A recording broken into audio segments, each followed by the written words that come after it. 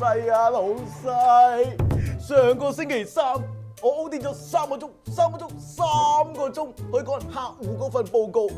你嗰陣時口頭同意咗我 OT 㗎，但係財務佢話冇記錄，唔認數啊！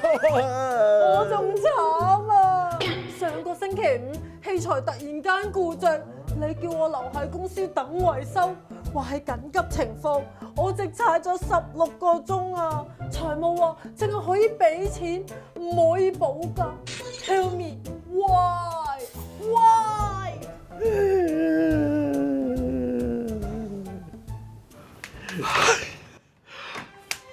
阿樂，係我疏忽，口頭同意，但係走甩咗流程。芝芝，設備故障係緊急情況啊，有錢仲要補價，唔係啩 ？Look at my eyes！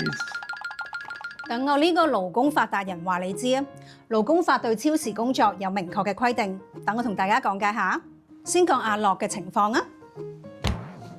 根據勞工法規定，雙方都同意嘅超時工作係必須要有同意記錄，即係有記錄證明係雙方同意就得㗎啦。自願 OT 嘅金錢補償係正常報酬加20%。哦，原來係咁。咁芝芝嘅情況呢？芝芝嘅情況咧就更加明確啦。設備故障屬於僱主面臨重大損失嘅情況，係僱主可以強制僱員加班嘅法定情況之一。根據法律，呢一種情況嘅金錢補償咧係要計正常報酬加50%。咁我想用補價嚟代替 OT 又得唔得啊？絕對唔得。法律規定好清晰，你呢種情況除咗金錢補償之外，僱主仲必須喺15日內補償休息嘅時間，即係話錢同價都要有。哦，原來係咁。阿樂，以後所有雙方同意嘅 OT 都要留低翻記錄。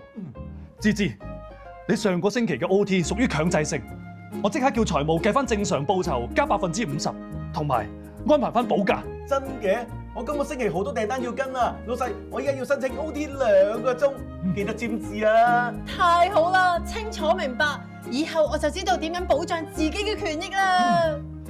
聽完阿麗講之後，我諗通咗啦，與其事後撲火，不如事前防火啊！由今日開始，我要喺公司嘅雲端嗰度開翻個 OT 日誌共享夾，將所有嘅 OT 記錄留低。我唔要再做一個蒙查查嘅老闆，我要做一個有魄力嘅守法僱主。OT 有法寶，老細員工冇煩惱。